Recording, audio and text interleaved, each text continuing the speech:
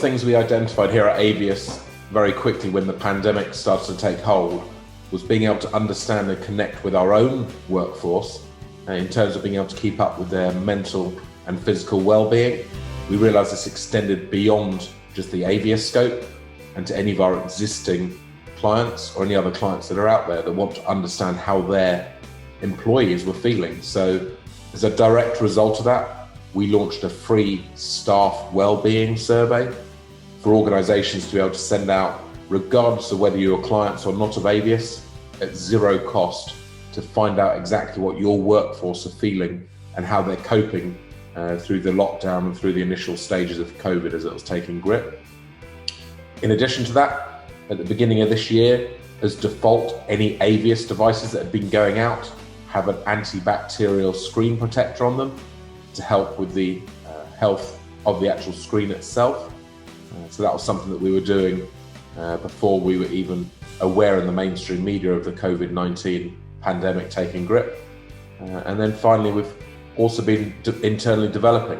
One of our latest products is called Smart Code, and it enables guests to be able to take the survey that's typically on our screen. They can go and scan a code on that same screen and take that exactly the same survey experience on their own devices. One of the major changes that we've had to make to our business model was really taking things back to basics. So we broke our development teams down into sub-teams and put them on individual research projects, which was really going back to the beginning and the core of how we were understanding and collecting feedback from your guests ultimately, and how behaviours were going to change. That naturally led to a number of different development channels within the company internally, and that's now led to a few different innovations that are coming out, one of which was Smart Code. And by the time this video launches, I'm pleased to announce that we've got our new Gestures product, which allows your visitors to leave feedback without even touching their devices, but by simply giving a thumbs up or a thumbs down gesture, and the screen will automatically recognize that through the camera, which is something that we're pretty proud and excited of, which is going to be launching very soon. And from a sales and marketing side of things, we looked at our customers, and like all of our customers out there, visitor numbers have been impacted. So rather than our standard and traditional pricing model, we've now managed to evolve and adapt a usage-based pricing model, which ultimately means that if you're a smaller attraction that has less footfall, there's an option to effectively go on a pay-per-survey rate plan rather than paying this traditional Avius pricing, just to help adapt and keep with how the changing expectations are in the marketplace.